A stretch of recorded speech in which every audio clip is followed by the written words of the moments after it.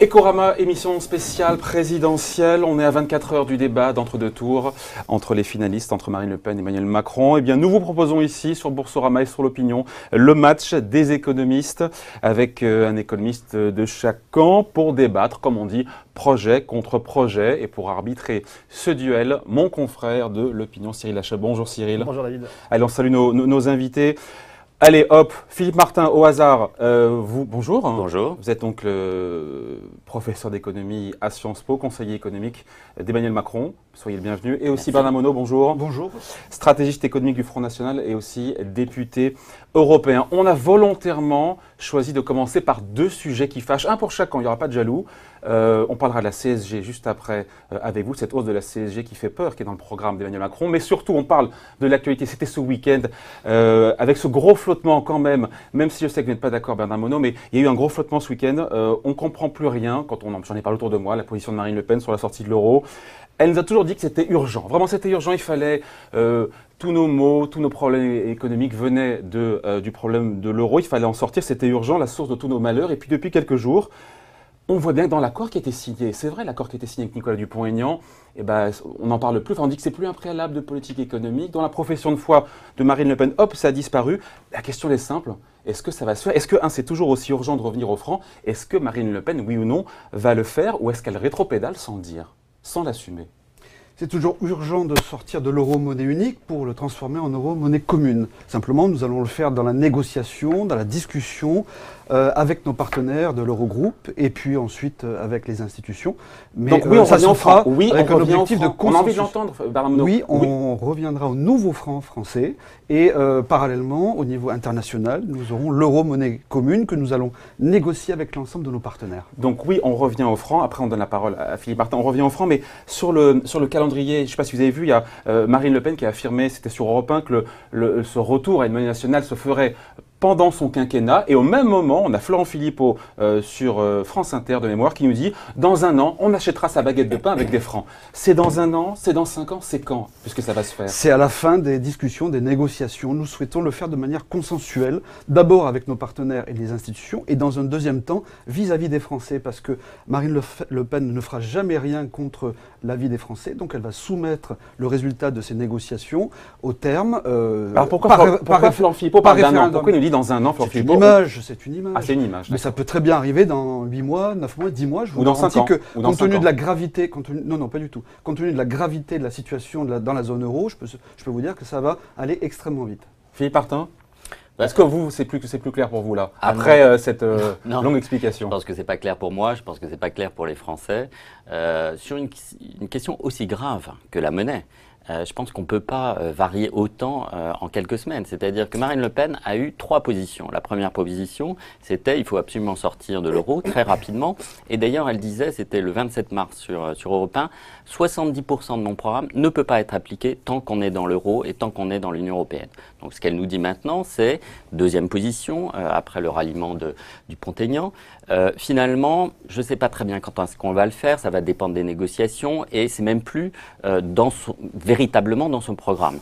Troisième position, alors ça c'est la plus surréaliste, c'est de dire mais finalement on aura 2 monnaies.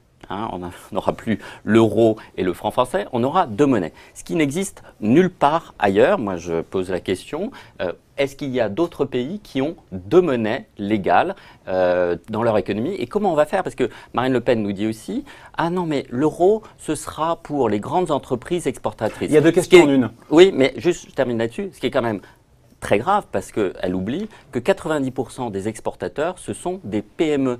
Donc, elle déconsidère complètement les PME de ce point de vue et il y a une sorte de discrimination contre les PME. Quels sont les pays dans le monde, Cyril? Quels sont les pays dans le monde qui ont 2 monnaies? Non, mais je crois que M. Martin fait exprès de ne pas comprendre ou alors, s'il ne comprend pas, c'est très grave parce que vous avez quand même travaillé à la fête de New York. Si vous ne comprenez pas les mécanismes, il n'y a aucune monnaie, double monnaie en France. Il y aura le nouveau franc français qui aura seul cours légal en France, à l'échelon national.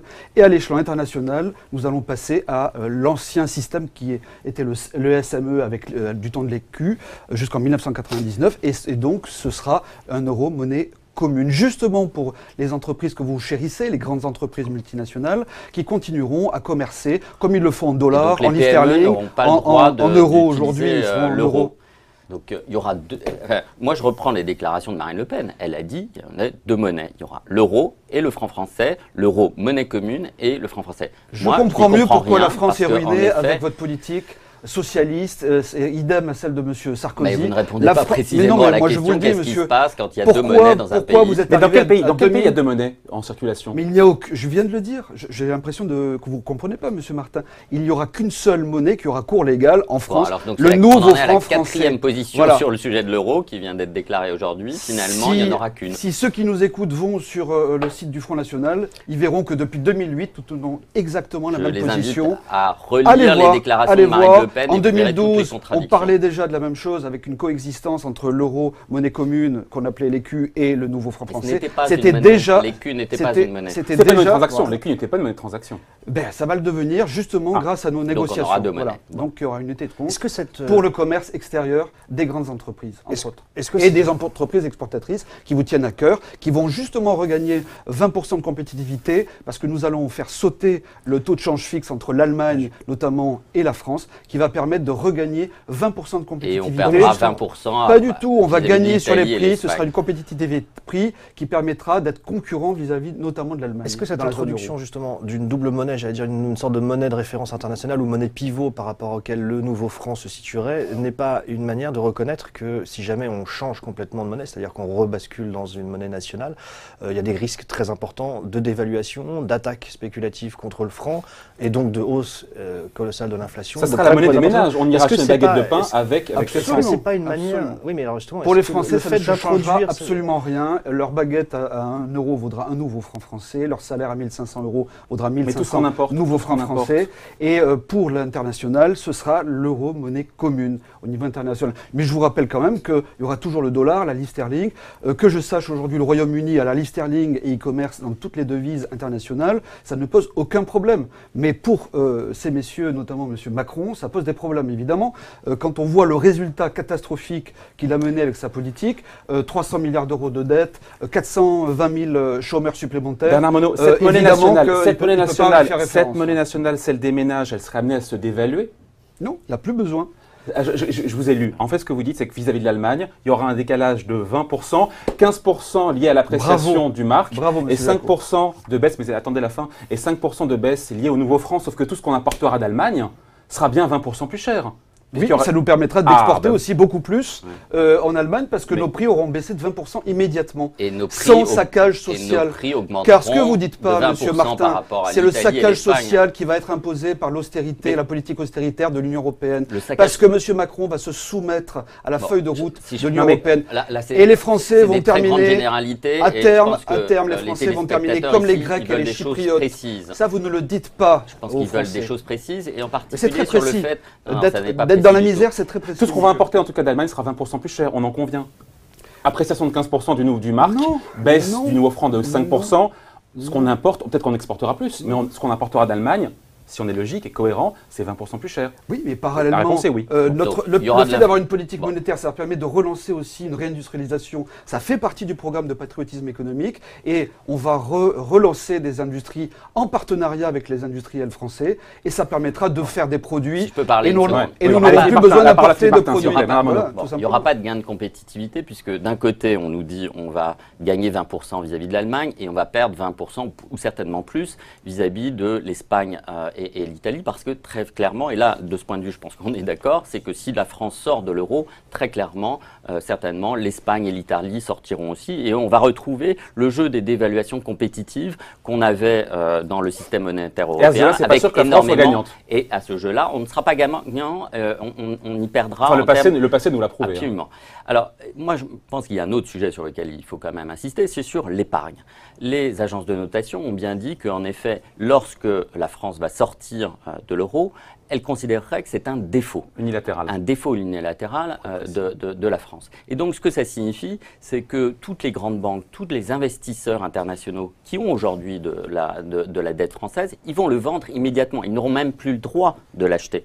Et donc, la valeur de la dette française va s'écrouler. Et je vous rappelle qu'une très grosse partie de l'épargne des Français, l'assurance vie en euros. L'assurance vie, mais l'épargne en général, est très investie dans la dette publique française. Et donc, on va avoir un effondrement de la valeur de l'épargne des Français. Ça, c'est quelque chose qu'on ne nous dit pas. Et ce qu'on ne nous dit pas non plus, c'est qu'on sera obligé de mettre des restrictions, non seulement sur les mouvements de capitaux, parce qu'il va y avoir une panique. Évidemment, tout le monde va vouloir sortir ces euros de France. Et il y aura aussi on a vu ce qui s'est passé en Grèce en 2015, exactement. Il y aura des restrictions sur les retraits dans les banques. Et ça, M. Monod ne nous le dit pas. Si, je vais vous répondre, donc, il y aura des restrictions sur les banques. On ne pourra plus retirer pendant quelques semaines, pendant quelques mois, je n'en sais rien, plus que 50, 60 euros de son compte en banque. C'est extrêmement grave. Justement, un mot là-dessus avant de repasser. Non, mais attendez, je vais quand même répondre. Non, mais qu'est-ce que vous faites concrètement? Ils sont au pouvoir depuis des décennies, ils ont ruiné la France. Il y a 2200 milliards d'euros.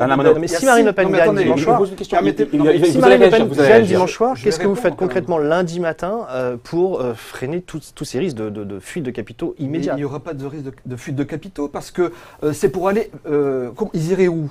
Ils vont aller en Allemagne, ils vont aller en Italie, ils vont aller en Espagne. Luxembourg. Sauf que ce que vous ne dites pas, c'est que la situation du système bancaire européen est catastrophique. Vous avez la Deutsche Bank et la Commerzbank qui sont en situation extrêmement critique. Là, vous ne répondez pas à la question. Vous permettez que je réponde comme je veux, merci. Donc, en Italie, il y a des banques qui sont en situation déjà de faillite. Voilà. Donc ça, vous ne le dites pas parce que tout le système bancaire est sous-capitalisé à cause de la crise de 2008 que vous soutenez avec votre politique. C'est le sujet. C'est le sujet. Mais comment on fait pour empêcher que les Français retirent leur argent pour le mettre en euros dans une banque au Luxembourg, en Espagne? Mais ils n'auront pas besoin de le retirer parce qu'ils resteront en France, parce qu'ils auront confiance par la politique que nous aurons. Ça, c'est un pari. C'est un pari. C'est pas un pari. Nous allons le négocier tout ça avec nos créanciers. Vous parlez de la dette. Si vous nous allons négocier que votre avec nos épargne va être créanciers. dévaluée de 20% dans une semaine, vous allez retirer votre argent. Tout le monde fera ça. Les très riches iront au Luxembourg et en Allemagne. Et les plus modestes, ils vont essayer de retirer leur argent de leur compte en banque.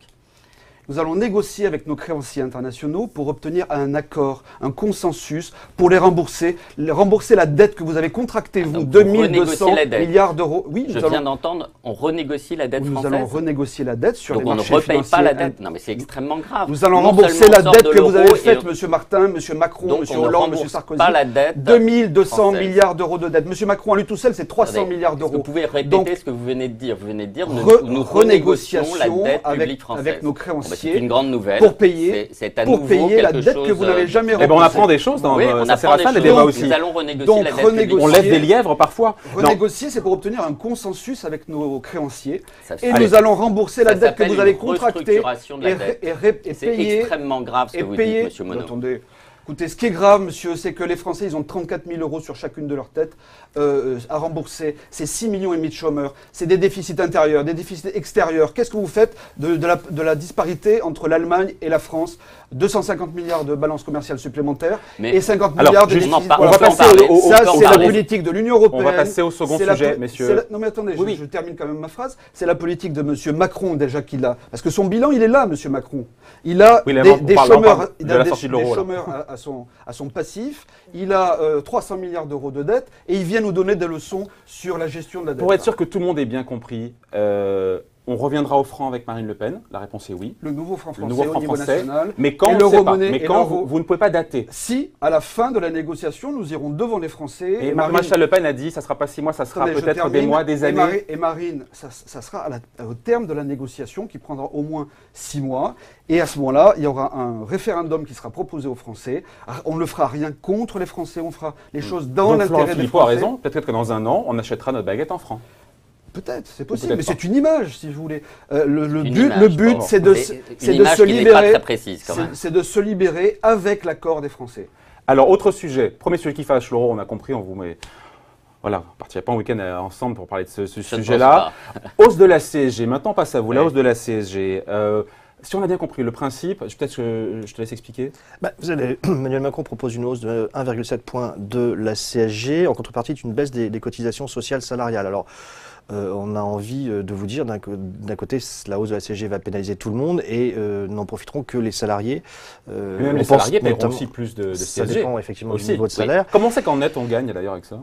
Et est-ce que ce n'est pas d'abord une mesure qui va pénaliser une certaine frange de population, et on pense notamment aux retraités. Donc quelle est la philosophie de cette mesure et quels sont finalement les arguments salariés complètes, les retraités pénalisés et pour les retraités et pour certains salariés? Si la hausse de la CSG augmente et qu'il y a une baisse des cotisations sociales, l'un compense l'autre. Est-ce qu'on est tous gagnants ou il y aura des perdants? Tous les salariés seront gagnants puisque la hausse de la CSGT est inférieure à la baisse des cotisations salariales. Les cotisations salariales vont baisser de 4,1% et la CSG va augmenter 3,1. Moi j'ai dit 3,1%. Et la CSG va augmenter de 1,7. Donc il y a un gain de pouvoir d'achat pour tous les salariés.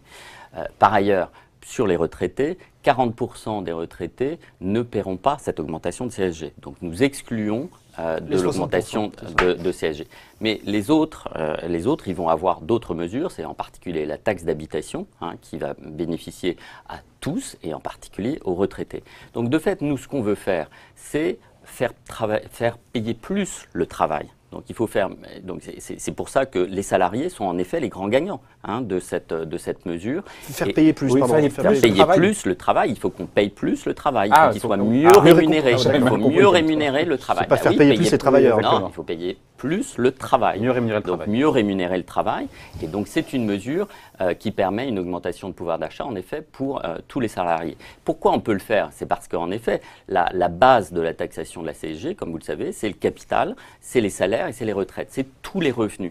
Et c'est tout à fait cohérent avec la philosophie sur la question du chômage et de la santé, c'est-à-dire ce qu'on dit, nous, ce sont des risques universels. Et donc il est normal que ce soit tous qui payent, en effet, et pas seulement sur les salariés. On a un problème en France, c'est que les charges sur le travail, à la fois sur les entreprises, mais aussi sur les salariés, sont trop importantes. Pour les épargnants aussi, c'est un coup de bambou fiscal pour les épargnants, ou ça rentre dans le cadre du prélèvement libératoire forfaitaire? Ça rentre dans le cadre du prélèvement forfaitaire à 30%.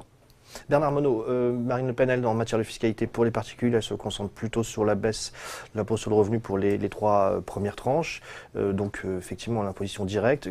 Pourquoi vous ne touchez pas, vous, à la CSG? Qu'est-ce que vous pensez de cette mesure? Parce que c'est une hérésie. Parce que, en fait, M. Macron cherche à administrer la pauvreté, quoi.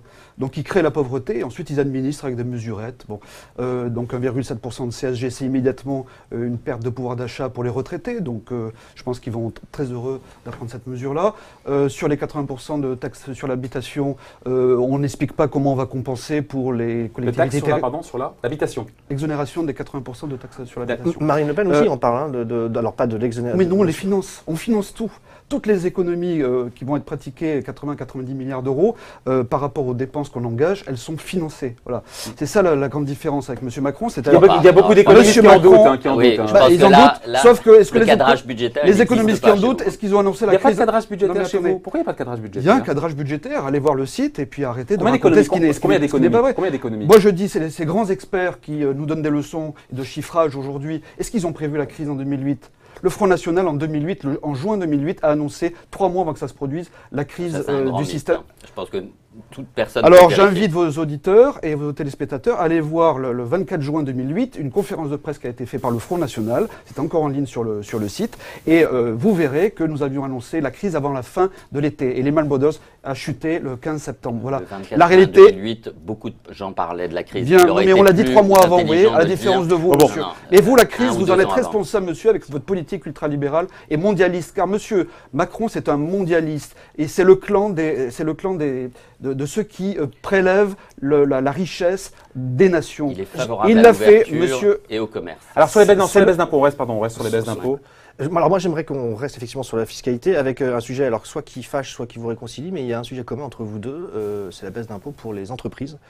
Finalement vous avez un IS à 24%, à 25%. Ah ben est-ce qu'on peut dire qu'au moins en France, il y a un consensus sur le fait qu'il y a un dumping fiscal mondial. Même Mélenchon le proposait d'ailleurs. Il y a un dumping fiscal mondial, donc il est logique quelque part qu'on cherche à diminuer pour s'aligner sur les grands pays. Si vous êtes d'accord, quel calendrier? Parce qu'il y a déjà une réforme qui est en cours. C'est immédiat. On sera à 28% en 2020. en 2020, aujourd'hui, c'est ce qui est Ouais. prévu, 28% en 2020. À quand on est à 25% avec Marine Le 24% Pen dès l'exercice 2008 dans la loi de finances. 2018, pardon. Ouais. Dans la loi de J'ai finances. appris, c'était avant. C'est ce qui me fait dire qu'il n'y a pas de cadrage budgétaire, parce que nous, on est plus prudent, et donc c'est 2022 sur 25. Évidemment, parce que vous avez tellement de charges à couvrir avec votre politique. Ce que je voudrais dire quand même, c'est que M. Macron, c'est quand même le pirate européen et français des entreprises qui ont... Celui qui a vendu, vous l'avez dit il y a 3 jours sur Canal+. Oui, absolument. Il a fait vendre Alstom, il a fait vendre Non, Technip, c'est faux. il a fait vendre SFR à M. Drahi, il a fait vendre Sur les SFR, aéroports. c'est totalement En faux, particulier, c'est un moi je voudrais que vous mensonge complet. preniez position sur le scandale de Toulouse. Il a quand même vendu l'aéroport de Toulouse contre l'avis de la CCI de Toulouse à un groupe chinois d'investissement qui immédiatement ont pompé la trésorerie et les dividendes de... Donc moi je voudrais bien quand même que vous preniez position sur ce dossier-là. Allez, rapidement. rapidement. Et j'ai une dernière question fiscalité. C'est simplement à dire que c'est faux. Sur Alstom. C'est faux, ils ne vendent pas les bijoux de famille, M. non, Macron, non, depuis non, qu'il non. est au pouvoir Non, avec M. Hollande. c'est totalement faux. Sur Alstom, il est arrivé, le dossier avait été déjà signé par M. Montebourg. Non, c'est lui Et qui l'a signé, il s'en est même vanté dans un média. Et quand on regarde ce qui s'est passé avec le rachat de GE sur la partie énergie, aujourd'hui, en termes d'emploi, en termes d'investissement, je pense que le bilan n'est pas si Oui, mauvais sauf que ça. que Alstom n'est plus français, c'est américain. Mais- C'est ça la mais réalité. mais les la emplois sont français. mondialisation, Ça c'est s'appelle pas- une trahison mais- vis-à-vis la des Français. mondialisation, Mono, Et ce qui est les important, plans c'est que les licenciements emplois qui sont en suivent, France, non c'est pas La- pour rien que mais le la chômage mondialisation, explose à ça cause n'est de pas M. Macron. d'interdire aux entreprises étrangères d'investir en France. C'est Si, pas la meilleure Pour les manière de créer patriotes, des emplois. on empêche une grande puissance D'accord. et une grande entreprise Empêchons de créer des d'acheter- emplois en France. Oui, je ne c'est pense ça, pas vous que avez ce soit créé une des bonne chose. emplois. Combien de chômeurs le mois dernier? 43 700 supplémentaires à cause de M. Mais Macron et de non, M. Hollande. non. Alors, écoutez, On peut soyez parler au de moins l'emploi. honnête.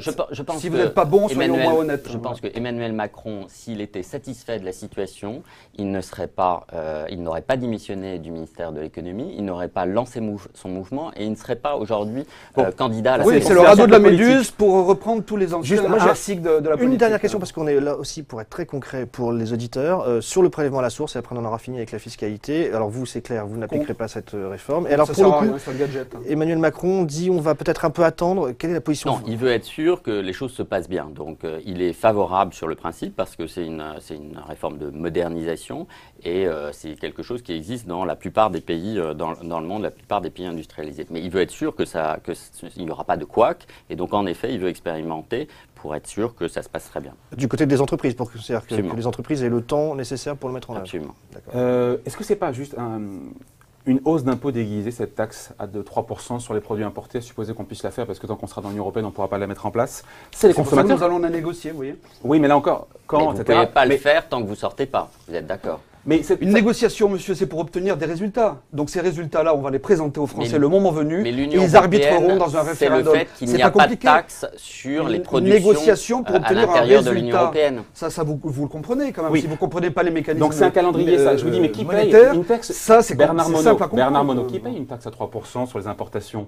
Ce sont les Français, ce sont les consommateurs. C'est une hausse d'impôt déguisée, ça. Non, pas du tout. Mais c'est comme une TVA. C'est pour C'est comme une C'est une TVA, taxe sur la financer- consommation. Oui, mais nous, on le fait pour financer faut le dire dans ces cas-là. la hausse du pouvoir d'achat, des bas salaires. D'accord. Parce que, Donc, parce vous que vous avez taxez la précarisé- consommation et ensuite vous Vous avez, redonnez du vous pouvoir avez d'achat. précarisé Ça, c'est les un jeu de Français bonne sur taux. leur salaire. Parce que ce que vous dites pas aux Français, ce qui va leur arriver, c'est que si on reste dans l'euro-monnaie unique, il va y avoir une déflation des salaires, il va y avoir une fin du système de protection sociale, sécurité sociale, assurance chômage, retraite. C'est ça qui pend au nez des Français avec votre politique Mais vous ultralibérale. l'avez absolument Enfin, pas celle démontré. de Vous l'avez l'Union pas Pour vous, européenne, Philippe Martin, pas c'est celle de la France. une hausse d'impôt déguisée, C'est cette une taxe à hausse d'impôt, l'importation. mais quand on met des taxes sur les importations, c'est une taxe sur la consommation, sur les biens intermédiaires aussi Qui paye pour les les consommateurs? entreprises. Bah, c'est les consommateurs, c'est les entreprises qui achètent ces biens. Et pire que ça. Mais en parallèle, il y a des mesures de pouvoir d'achat. Non, aussi. mais attendez, pire que On va ça, augmenter de c'est-à-dire 19 qu'évidemment milliards que le pouvoir nous, si d'achat. on met des taxes sur les exportations de l'Allemagne vers nous, évidemment que eux vont mettre aussi des taxes. Ils sur ont pas rétorsion. intérêt, Il ils y nous aura vendent des plus mesures de qu'on- rétorsion. Ils nous vendent plus que Ils ce ne qu'on sont leur pas vend, naïfs, monsieur. monsieur Monod. Donc Ils nous ils vont vendent mettre plus, des ils ont pas taxes intérêt. sur nos Regardez la situation de exportations. l'Allemagne avec le Et je Royaume-Uni. rappelle- Pensons. Je rappelle L'Allemagne juste- vis-à-vis du Royaume-Uni je aujourd'hui vous laisse parler. sont le Laissez-moi parler. Royaume-Uni le client de l'Allemagne. Vous pensez bien qu'ils vont pas tirer sur leurs clients. Bien Enfin, entendu qu'ils soyez mettront logiques, des taxes, enfin. ils mettront des taxes de rétorsion sur nos exportateurs. Non, ils il le y a feront 4 pas. millions Ils le d'emplois feront pas. qui sont Il y a trop directement. Madame. Mais alors pourquoi ils ne le Il y a- feraient pas si nous on le fait? Évidemment qu'il y Ce aura qu'ils une veulent, c'est rétorsion. des réformes structurelles. c'est ce que veut faire M. Macron, c'est-à-dire casser le système de protection sociale et en plus après aller faire un hold-up sur l'épargne des Français. Messieurs, la priorité des Français aujourd'hui… Non mais attendez, j'ai pas répondu sur la question de l'épargne. L'épargne, vous la menacez aujourd'hui avec le système bancaire de totalitarisme financier que vous avez mis en place avec l'union bancaire et la loi Sapin 2, qui est toujours, c'est exactement l'inverse. Allez expliquer ça aux Grecs et aux Chypriotes. C'est technique. On a fait une émission là-dessus, je vous renvoie sur Boursorama, on a traité cette histoire de l'union bancaire. C'est un hold-up légal. Il y avait déjà la protection de 100 000 euros avant. Voilà, elle existait déjà. C'est un mensonge. On manque de temps. Il n'y a pas l'argent pour payer une faillite. Voilà. Aujourd'hui, il n'y a pas l'argent, mais c'est censé monter en puissance, vous le savez. L'Allemagne n'en veut pas. Le fonds de garantie européen, l'Allemagne n'en veut pas. Ils nous ont berné. Allez, la priorité, messieurs, il nous reste 6 minutes. La priorité des Français, aujourd'hui, vous le savez, c'est la lutte contre le chômage. Qu'est-ce qui vous différencie? Marine Le Pen, pour elle, on ne touche pas à la loi travail. On va plus loin pour Emmanuel Macron. Comment on fait pour aller vers 7% des taux de chômage? Il faut 3 choses. Il faut d'abord un choc de confiance avec une baisse de charges. Parce que c'est vrai qu'aujourd'hui, les charges sont trop élevées sur le travail. Donc c'est ce qu'on fait en transformant le CICE en baisse de charges. Vous le faites tous les deux d'ailleurs, ça aussi. Oui, tout à fait. Il y a un consensus. Mais on va plus loin parce qu'on fait une baisse de charges au niveau du SMIC qui fait qu'il n'y a plus de charges au niveau du SMIC. Donc on va plus loin en termes de baisse de charges. Ce qu'on dit aussi, c'est qu'il faut avoir en effet un marché du travail qui fonctionne mieux. Si on est à 10% de chômage aujourd'hui, ce n'est pas seulement la crise, c'est que ça fait 30 ans qu'on a un marché du travail qui ne fonctionne pas. Nous n'avons pas eu un taux de chômage en dessous de 7% depuis 1983. Donc ça n'est pas que la crise financière. Ce n'est pas que la crise financière. Donc il y a un marché du travail qui fonctionne mal et donc il faut en effet le flexibiliser, il faut simplifier les procédures pour les entreprises, c'est beaucoup trop compliqué et il faut en effet avoir un code du travail qui soit adapté aux entreprises. Et donc nous, on croit au dialogue social au niveau de l'entreprise et au niveau de la branche pour adapter le mieux possible les conditions de travail, les heures, les salaires, l'intéressement, la formation professionnelle, etc. au niveau de l'entreprise. Parce que toutes les entreprises sont différentes et en effet, les très grosses entreprises, les petites et moyennes entreprises sont différentes d'un secteur à un autre. Bernard Monod, alors Marine Le Pen, elle abrogerait la loi El Khomri, la loi de travail, ce qui n'était quand même pas très spectaculaire. C'est une arnaque sociale. Oui, mais c'est un retour en arrière. Contre les Français, contre les salariés français. Parce que plus la préférence nationale. Flexibilité dans la bouche d'un mondialiste, ça veut dire la précarité, c'est ça? Non, c'est exactement l'inverse, c'est la fin du CDI. Le bonus-malus contre les contrats précaires. C'est la fin du CDI, c'est ça la réalité que vous ne dites pas aux Français. Parce que de toute façon, l'Union européenne va vous imposer leur politique d'austérité. En Grèce aujourd'hui, ceux qui ont encore un travail, il y a 200 000 salariés qui sont payés en partie en coupons alimentaires et en tickets de rationnement. Ne comparez pas la Grèce et la France. Mais on y va tout droit avec votre politique. Dans moins de 4 ou 5 ans, c'est la banqueroute généralisée en France avec M. Macron. Il l'a déjà prouvé avec son bilan. Sur l'emploi, concrètement, qu'est-ce que ça veut dire? Sur l'emploi, nous allons parallèlement, c'est pour ça que nous avons besoin de patriotisme économique et donc besoin de notre politique monétaire, nous allons aider les industriels à développer, à lancer un grand plan de réindustrialisation dans tous les secteurs économiques. Et à partir de là, notre objectif, c'est de faire au moins 1 million à 1 200 000 emplois industriels nouveaux, ce qui va créer en plus des emplois. C'est Gattaz qui va être content, il faudra mettre un petit pins comme Gattaz. Mais oui, mais nous, on va faire ce que M. Gattaz n'a pas fait dans ses promesses. Comment vous réagissez à ça, Philippe Martin? Ça, c'est des objectifs, mais on n'a pas compris exactement quels sont les moyens. Donc, nous, ce qu'on dit, c'est que… Les moyens, monsieur, je viens de vous dire qu'on va financer un grand plan de réindustrialisation grâce à la Banque de France. Ah oui, c'est la planche à billets. Voilà, la planche à billets. C'est l'économie magique. C'est pas la planche à billets, puisque monsieur Draghi fait exactement. Donc, on va faire le plan de continuation. Monsieur Draghi, il sauve les banques et il sauve le marché financier. Voilà ce qu'il fait. Nous, on va l'orienter vers l'économie productive, vers l'économie réelle qui crée des emplois. Vous les avez détruits depuis 20 ou 25 ans, les emplois, avec cette politique ultralibérale. Non, il y a un second point sur lequel moi je veux insister parce que c'est un point essentiel sur l'emploi, c'est la question de la formation, de l'éducation et de l'apprentissage. Parce qu'il y a 2 stratégies. Il y a une stratégie à court terme où en effet il faut faire baisser le coût du travail et en particulier pour les moins qualifiés. Je rappelle qu'aujourd'hui 80% du chômage, ce sont des gens qui ont soit pas le bac, soit juste le bac. Et donc il y a un vrai problème de formation en France. Les pays qui ont réussi justement dans la mondialisation, et qui ont réduit le chômage, aujourd'hui à des niveaux de 5%, ce sont des pays qui ont un système de formation professionnelle extrêmement efficace. Donc il faut complètement transformer ce système de formation professionnelle et en particulier pour les jeunes qui n'ont pas eu de formation et pour les chômeurs. Et la directive travailleurs détachés, vous en faites quoi alors? Il veut la réformer, Emmanuel Macron, Oui, il a dit ce matin, mais on manque de temps. Juste, on va parler de la retraite. Oui, alors parce que finalement le seul candidat dans cette élection qui assumait d'allonger l'âge de départ à la retraite était François Fillon. Il a été battu. Alors Marine Le Pen, elle veut quasiment revenir à 60 ans. Vous transformez le système de retraite, mais vous ne prononcez jamais le mot d'allongement de départ, de l'âge de départ à la retraite. C'est impopulaire. Hein. Mais oui, mais alors, oui, mais d'un autre côté, non, ce que vous travailler faites, jusqu'à 68 ans. ce que vous faites, c'est une Travailler mesure. jusqu'à 68 ans, ça c'est sûr. mais C'est est-ce qu'on ne peut pas c'est dire une mesure qu'il faut démagogue de travailler retour plus? à 60 ans Voilà. et qui n'est pas Voilà. financée. Qui coûte combien d'ailleurs? 15 milliards, c'est ça? C'est 15 milliards d'euros. Vous qui avez un cadrage budgétaire. 17 milliards à peu 17. près, mais on le finance par toutes les économies sur les mauvaises dépenses qu'ont fait ces messieurs. Mais parce que donc, est-ce que ça veut dire que les uns et les autres, vous assumez vous dites que ça ne sert à rien de travailler plus, c'est pas comme ça qu'on équilibrera le régime Non. des retraites? Notre position officielle, c'est l'âge de 60 ans avec 40 annuités de cotisation. Voilà. On part aujourd'hui, on rentre dans la carrière à 23 ans, 23 plus 40, ça fait 63 ans, donc on ne pourra pas difficilement partir moins. Ceux qui ont eu leurs 40 annuités et qui sont arrivés à 60 ans pourront partir, mais c'est une infime partie de la population. Donc on l'a quand même financé en face. Mais on estime qu'au bout de 40 ans de travail, on a le droit de prendre sa retraite. Voilà. Donc, c'est que D'autant qu'il y a beaucoup de chômage des seniors, donc je ne vois pas comment ça peut tenir leur système. Sur le cadrage budgétaire, vous êtes très sceptique sur le cadrage budgétaire du projet de Marine Le Pen. Ah ben moi je ne l'ai pas vu, personne ne l'a vu. Alors nous on a eu un certain nombre de critiques pas, sur notre vous avez cadrage pas vu, budgétaire. C'est le problème quand même. Il y a eu un certain nombre de demandes d'explications, de précisions, ce qu'on a fait. Il y a énormément de documents posez-moi la question, sur le site, Et mais on il n'y finit a là-dessus, pas de cadrage Il y a un budgétaire. Non, moi cadrage je voudrais dire quand budgétaire même qui est en quelque chose ligne, sur les retraites. les auditeurs à aller voir. Parce que M. Monod s'est expliqué sur le sujet. Moi, je pense qu'aujourd'hui, on a un très grave problème des retraites, qui est un problème de méfiance de toute une génération et de non-transparence sur la retraite. Donc nous, ce qu'on propose, c'est un système extrêmement simple, extrêmement transparent, où toute personne ici, quel que soit son métier, son secteur, sait que si elle cotise 1 euro, elle aura tant de points, tant d'euros Ça ne au résout moment pas de la la retraite. question de l'allongement de la durée de vie. Si, parce que c'est un système qui a été mis en place en Italie, en Allemagne, en Suède, en Pologne, et c'est un système justement qui est équilibré parce que la valeur du point au moment où vous prenez votre retraite, elle est telle que justement le système est automatiquement équilibré. Donc en effet, lorsqu'il y a un allongement de la durée de la vie, c'est vrai. Si on veut avoir la même retraite, en effet, il faudra travailler plus. Donc c'est un système qui est équilibré de manière automatique. Travailler avec du chômage des seniors.